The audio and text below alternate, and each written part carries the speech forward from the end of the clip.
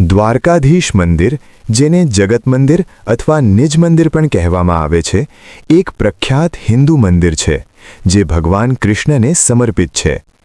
અહીં શ્રી કૃષ્ણની પૂજા દ્વારકાધીશ એટલે કે દ્વારકાના રાજા તરીકે કરવામાં આવે છે.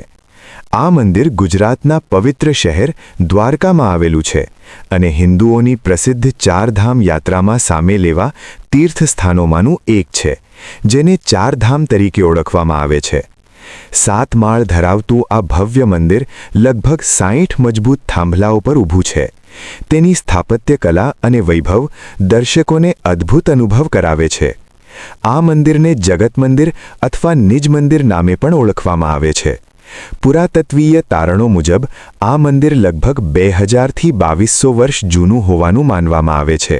પછી 15મી થી 16મી સદી દરમિયાન મંદિરનું વધુ વિસ્તારણ અને પુનઃનિર્માણ કરવામાં આવ્યું હતું, જેના કારણે આજે આપણે જે ભવ્ય સ્વરૂપ જોઈએ છીએ તે વિકસ્યું.